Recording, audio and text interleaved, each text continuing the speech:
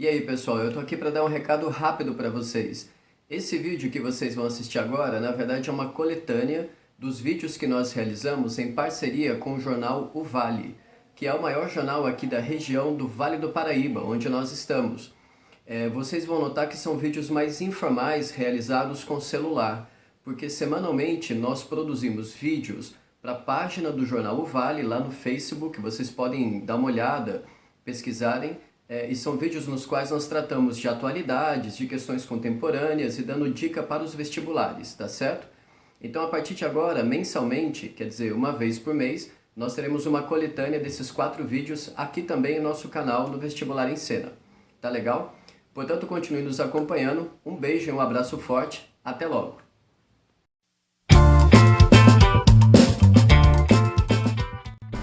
Olá, boa tarde, leitores do Jornal Vale. Eu sou a professora Lívia. E meu nome é Fábio. E nós, a partir de hoje, estaremos com vocês semanalmente fazendo vídeos para contribuir para o seu vestibular. Nós somos do canal Vestibular em Cena e a partir de hoje seremos mais íntimos. Pois é, semanalmente nós estaremos aqui com dicas de humanidades para vocês. E claro, nós também convidaremos alguns colegas de área, das áreas de exatas, biológicas, para poder acompanhar vocês e tornar a preparação mais competitiva. Só que claro, isso sempre com muita música, com muita cultura e com muitos filmes. Por falar nisso, esse ano, por exemplo, Tom Jobim completaria 90 anos de idade. Então, é claro, esse é um assunto recorrente, é muito importante para a formação da nossa cultura. O Tom foi um dos caras que mais tocou no mundo. Ele ficou apenas atrás dos Beatles. Mas como ele costumava dizer, os Beatles eram 4, né? Então não tem jeito. Exato. Aliás, dê um pulinho no YouTube. Lá tem um filme chamado A Música Segundo Tom Jobim, de Nelson Pereira dos Santos. Vale a pena. E além dessa atualidade, você também pode se lembrar de outros temas mais históricos. A exemplo dos 100 anos da Revolução Russa, que, convenhamos, né, dada a temperatura política, tanto no Brasil quanto nos Estados Unidos, é um tema bastante quente e que de fato, ou seja, de certo, corre o risco de cair nos seus vestibulares. E por falar nisso, quer uma sugestão? Vocês devem se lembrar que o atual presidente, o Donald Trump, dos Estados Unidos, está traçando uma proximidade bastante íntima com Vladimir Putin. E os analistas vão dizer que essa proximidade ainda vai dar muito pano para manga, ou seja, vai dar o que falar na diplomacia internacional. Exato. Quer saber mais um pouquinho sobre tudo isso? Nos acompanhe por artigos, escritos ou vídeos, ok? Haverá de tudo um pouco.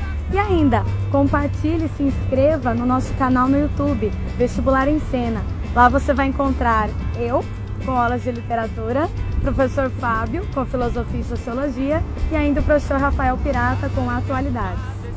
Bem, agradeço a vocês pela atenção, continuem nos acompanhando nas redes sociais e nos encontramos na próxima semana. Um abraço forte e bons estudos. Até logo!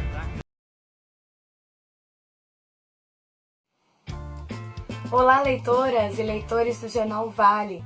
Hoje o canal Vestibular em Cena inicia definitivamente com a contribuição para o seu vestibular. E vamos falar de literatura marginal. Você sabe o que é isso? É uma literatura que compreende dos anos 60 aos anos 80. Eram poetisas, poetas muito ousados que publicavam à margem do mercado editorial formal. Muitos deles vinham da poesia concreta, de Décio Pinhatari e Irmãos Campos. Mas esse é um assunto para um próximo vídeo. A literatura marginal é querida por todos os vestibulares, inclusive pelo Enem. 3 nomes para os seus estudos: Ana Cristina César, Cacaso e Paulo Leminski.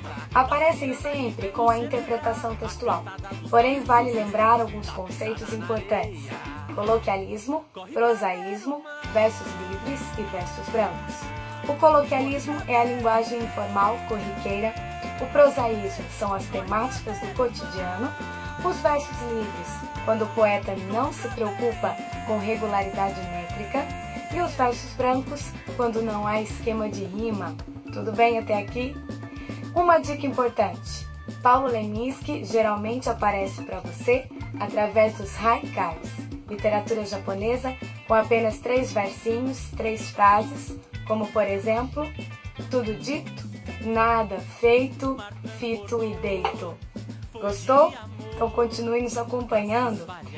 Só para fecharmos, essa é toda a poesia do Leminski. Sim, esse livro que foi lançado em 2013 e tem mais de 600 poesias desse grande poeta. Fica a dica.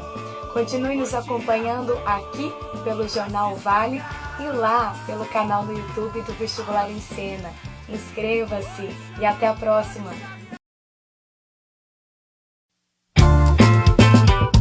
Olá, leitoras e leitores do Jornal O Vale.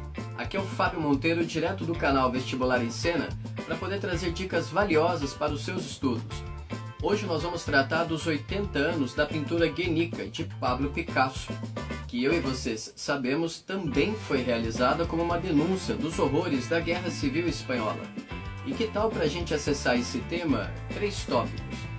Em primeiro lugar, vale chamar a atenção que ali ao longo da década de 30 e 1940, artistas e intelectuais da envergadura de Picasso, como Albert Camus, Jean-Paul Sartre, Simone de Beauvoir, passam a se arriscar no espaço público em nome de causas humanitárias. A isso nós vamos dar o nome de engajamento político.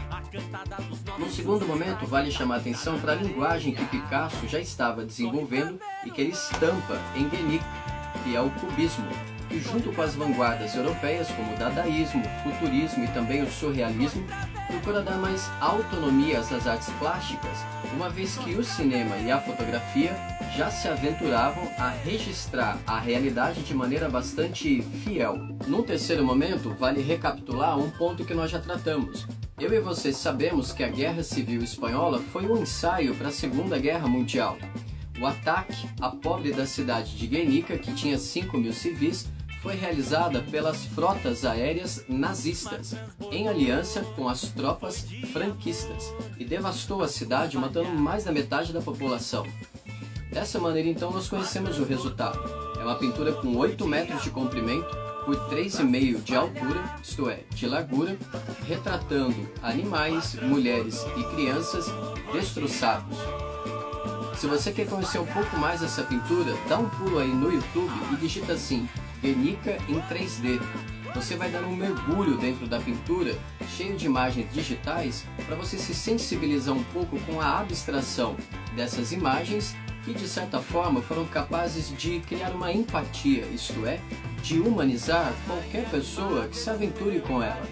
Vale a pena. E aproveitem que, uma vez que vocês estarão no YouTube, conheçam também o nosso canal e se inscrevam.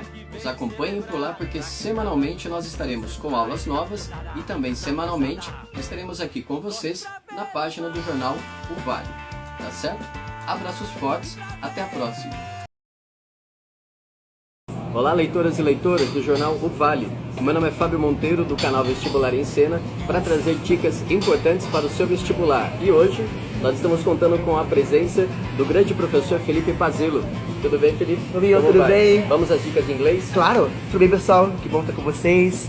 Gente, com relação a dicas de inglês no Enem, em particular ano passado, foi uma prova muito interessante, um texto sobre a discriminação contra a mulher, né? Um tema super atual e recorrente. Por quê? Em 2015 tivemos um texto sobre esse tema e também agora em 2016 também tivemos outro texto. Então, em particular, era sobre as Ilhas Maurício, né? E a Constituição foi feita protegendo as mulheres. Um tema fantástico, né? Legal. E em geral, gente, a prova do Enem de inglês, ela era voltada para a tecnologia. Então caía textos sobre energia, textos assim, sobre novos apetrechos, né? Gadgets e devices tecnológicos, perfeito. Ainda continuamos a ter questões assim, mas de um tempo para cá, de 2016, o tema é mais social, não tão tecnológico. Legal. E você teria alguma dica em relação a como fazer as questões? Olha, gente, eu recomendo, como o inglês é uma prova assim muito traiçoeira, porque algumas pessoas têm facilidade, outras nem tanto, o que eu recomendo para meus colegas, meus amigos, né? É a gente começar pelas questões.